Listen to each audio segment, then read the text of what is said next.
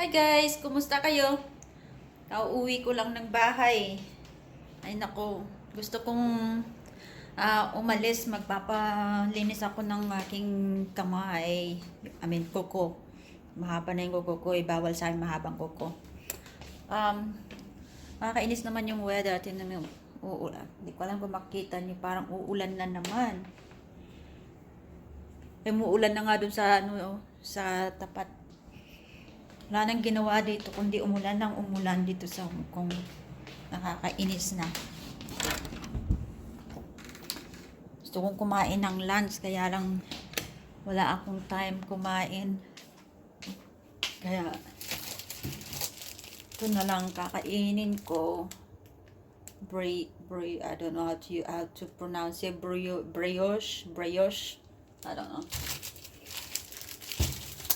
Yun na lang snack ko mamaya. Tatamad na ako magluto kasi anong oras na rin, tapos yung appointment ko 2:50 yata. Anong oras na ba ngayon? 2 o'clock pa lang naman. May isang oras pa pala. Anyway, ano din ako, ang dami ko rin nakasampay. Ayan. Mga panty. Dami ko nakasampay. Kailangan kong itupi.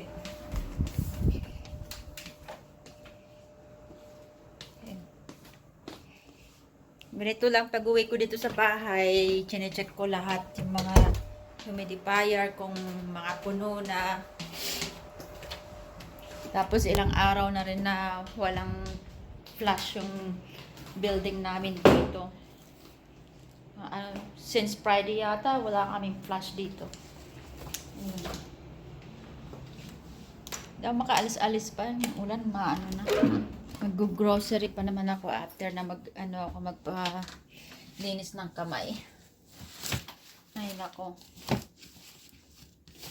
But alam, hindi ako masyadong pagod ngayon sa trabaho kasi medyo relax yung trabaho ngayon. Wala masyadong yung normal lesson lang yung mga bata ngayon. Ayan. Ito kunin yung shopping bag.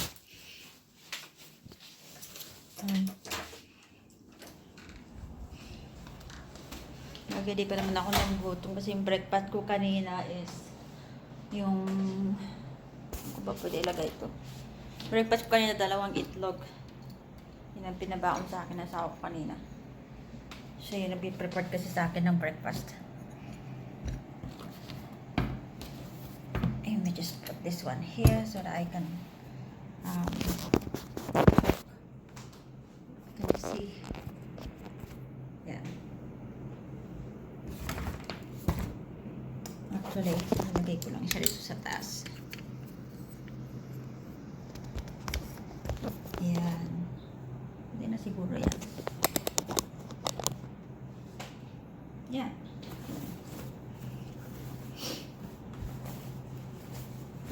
Buti na lang hindi ako magluluto ngayon ng dinner namin.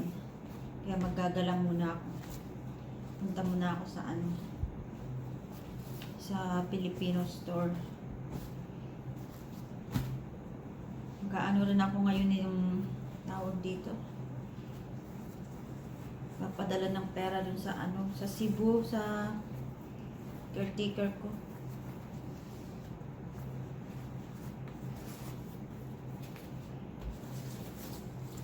Oras na ng bayaran. Kakatamad pag ganitong paulan. Naiinis ako, ayokong lumalabas ng bahay. Wala akong magawa. Hihintayin ko yung ulan na huminto. Hindi ko alam kailan hihinto yung ulan dito. Wala na yata yung ginawa kundi umulan araw-araw. Nakakabanas na. Pag Monday tsaka Thursday may ako may gym training ako. Kaya ngayon ang gagawin ko. Ngayon wala ako ngayon. Kahapon nag-training ako kahapon. Nag-gym ako kahapon. Hindi naman everyday. Relax muna ako. Kung ano yung dapat gawin. Dami kong Tinatamad na rin ako minsan magtupi ng mga damit. Ang hirap pagsabayin yung trabaho sa bahay at saka trabaho sa yung galing ka sa trabaho. Ang hirap pagsabay-sabayin. Ay, ko. Okay, sige, yun lang muna. I-update ko kayo mamaya. Tapos alis muna ako, magpapalinis ako ng kamay. Haba na kasi ng kuko ko. Ibawal sa amin mahaba ang kuko. Tsaka, nasalin ako sa maiksi ng kuko. Kaya, pag mahaba na ng ganito, parang hindi na ako mapakali. Gagawin ko, magpapalinis ako, palit ng nail polish at saka tawag dito palinis. So yun na lang muna, ayusin ko muna yung mga dadalhin ko sa sa grocery, shopping bag. Kailangan ko ng mga shopping bag. Huminto na rin yung ulan. Okay, alis muna ako.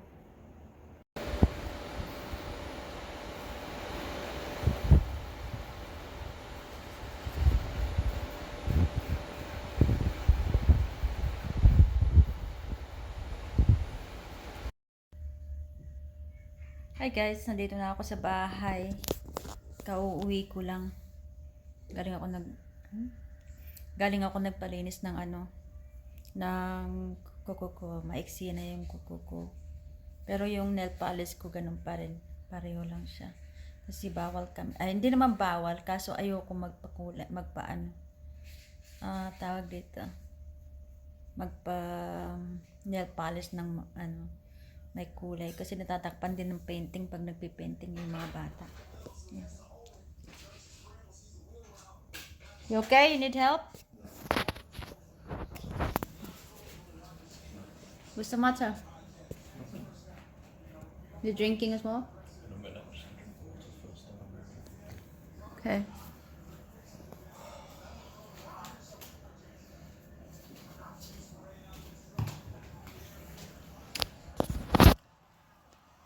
Relax muna. Medyo stress ng konti sa trabaho. Ay, hirap. Kapagod. Hapon na ako nakauwi kasi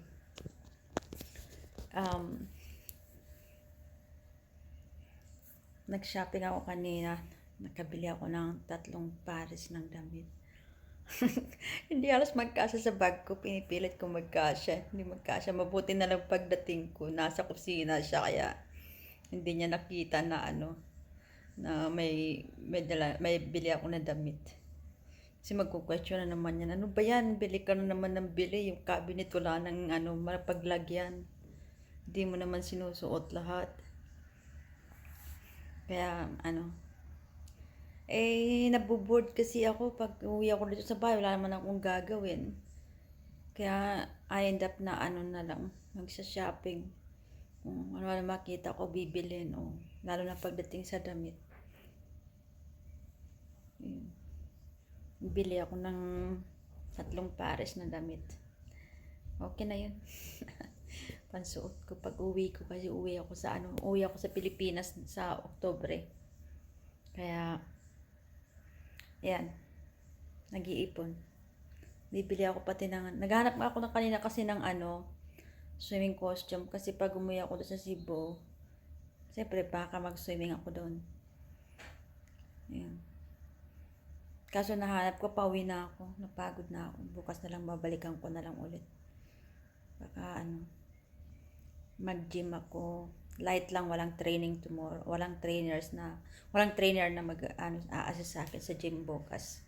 Kasi kahapon meron na, tsaka Thursday. So, gusto ko naman gamitin yung gym kasi bayad yun. Ayun. Hintay ko muna yung dinner, anong oras na. Wala pa akong lunch, pati isang tinapay lang. Yeah. Ooh. Looks so nice.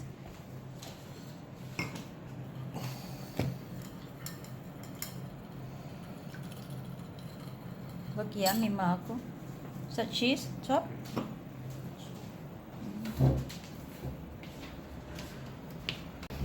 chicken and there's a knife on at the bottom and they're big pieces so you can pull it.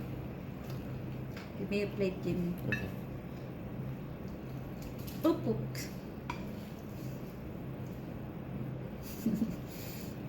Sorry, you ruined it. It's okay. Okay. You want sauce? No, it's okay. I think I'll get the eggplant later. Want some salad?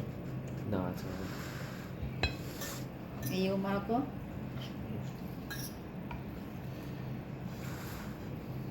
Look yummy. Ooh, look at that cheese. You want sauce? Give it Let me get chicken. this one first.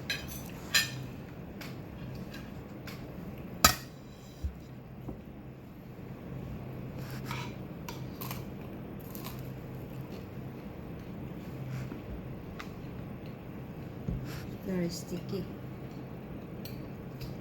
Stringy.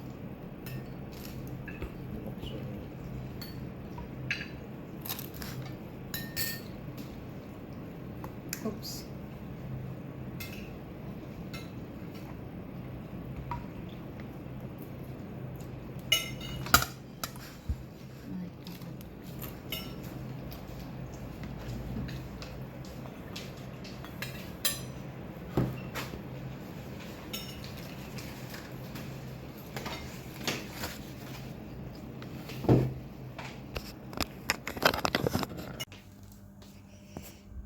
So guys, tapos na kami kumain. Kaya, time to take a shower.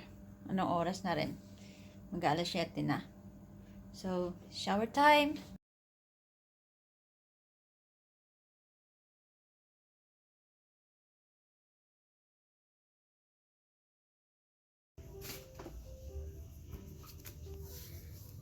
Sorry, wala akong bra. So guys, pakita ko sa inyo yung binili ko kanina. Bumili ako nito. Ayan. Punch siya. Tapos, meron siyang partner. So, ganito yan. Ayan. Kita nyo ba? Yan, ganon. Suotin ko ito pag nag-travel ako.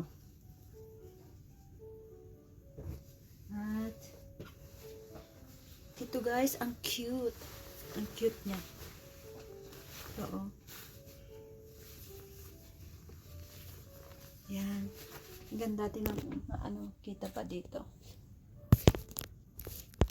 Ayan. Ang ganda niya.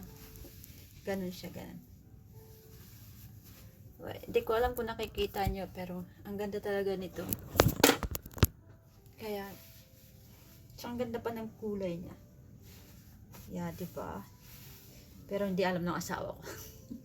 Bumili ako nito. Kasi bibili ko lang ng mga damit ng isang araw. Kasama ko siya. Yan nung binili ko siya. Tsaka tingnan mo, ang ganda oh. Bukas siya sa may siya dito sa likod. Para siyang V-shape. Oh, ang ganda, diba? Yun. Ganyan lang na pag nabuboard, wala akong magawa eh. Kaya, gastusin yung pera niya. Yun lang. Thank you.